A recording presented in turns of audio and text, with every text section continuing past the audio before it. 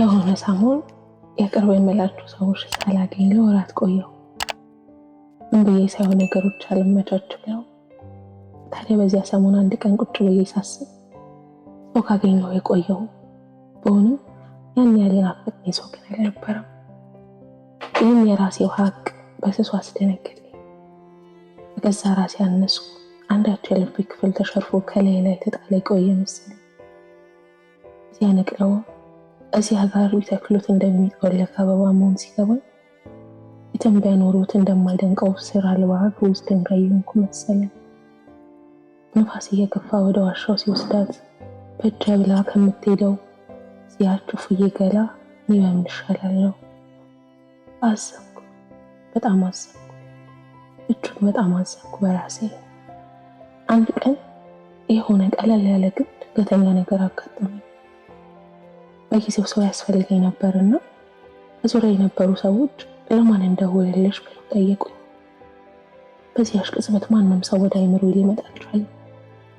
ለማንም አልኳቸው፣ ለማንም። የራሴን ቤት ተከራይቼ ከእናቴ ቤት ለመውጣት አሰብኩ። እናም ጎጆ ለመውጣት የሚሆኑ እቃዎችን ለመሸመት ገበያ ወጥቼ ይህንንና ያንን ኮተት ሳግበሰብስ አላስበው ጓዜ በዛ። ሸመትኩትን ኮተት በግራና በቀኝ እጅ አንጠልጥዬ በሰው የተሞላውን መንገድ እያሳበርኩ እራመዳለሁ። ድንገት በመስታወት መሸጫ ጋር ሳልፍ በተደረደሩት መስታወት ውስጥ ተንገላታ ራሴን ሹም ሆኖ አየሁት። ምጽም ለራሴ ከንፈር መጠጥኩ። ድንገት በደራው ከተማ መሀል የሚዳሰስ የብቸኝነት ድብርት ልቤን ሲሰነጥቀው ይሰማኛል። ጉዳዩ አንድ ፌስታል በማንጠልጠል የሚያግዝ ሰው ማጣት አይደለም። አንድ ጎረምሳ ጠርቼ 20 ብር ከፍዬ ማሸከም አልከበደኝም። ለአንድ ራሴን በፍጹም አላንስም፣ በፍጹም። ግን ጥያቄው ሰው ነበር። ለምን ብቻዬን? የማልመልሰው ጥያቄ ነበር። ሀሳቤን እያማከርኩት ማን ነበር? ማንም። እቅዴንስ እውን ላደርግ ስፍጨረጨርኩኝ ማን ነበር? ማንም። ከልጅነት እፍታ ጉልበት አንስቶ እስከ ጉርምስና በዚህ ድረስ እንደ ጭሰኛ ጉልበተኛ ያልገበርኩለት ማን አለ? እዚያ ሁሉ ባላባቶች ዛሬ ታሉ።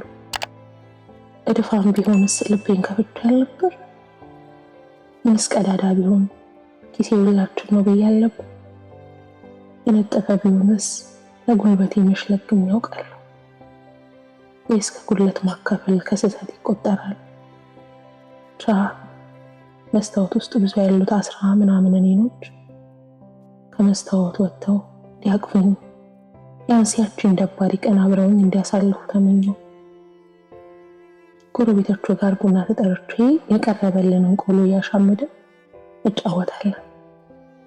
ከጎረቤቶች አንዷ ግን ጓደኞች ምናምን የሉሽም እንዴ ብላ ጠየቀች። ኧረ ብዙ ጓደኞች ነው ያሉኝ ምናምን ብዬ ጉራዬን ነሰነስኩ።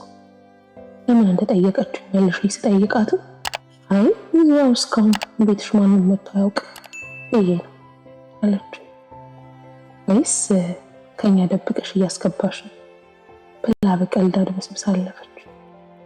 በኋላ ሳስበው ጥያቄዋን ጥያቄ የምንሸሻው እውነት መልሶ እንደማይሸሸን አላውቅም። አንዳንድ የገዛኋቸው መንበሮች አቧራ እያራገብኩ ለምን እንደገዛኋቸው ራሴን ጠይቀዋል። ለመደብዙ ጠላው ቀጭን ነው ይባላል። የለም ታዲያ ምን ነው የኔ ጠላው ወፈረ? ከሰው ምንም ነገር አልጠብቅም ብዬ ብዙ ጊዜ ፎክሬያለሁ። ሰዎችንም እንደዚያ ብዬ መክሬያለሁ። ግን ይህ ነገር የሚቻል አይመስለኝም። ከሰው መጠበቅ ልንሸራው የማንችለው ሰዋዊ ባህሪ ይመስለኛል። እናም አሁን ከሰው ምንም ነገር ስጠብቅ ቅሬታዎችንና ቅያሜዎችን ሸክፌ የማስቀምጥበትን የልቤ ስውር ካዝና አብሮ ማስፋት የተሻለው አማራጭ እንደሆነ ገብቶኛል።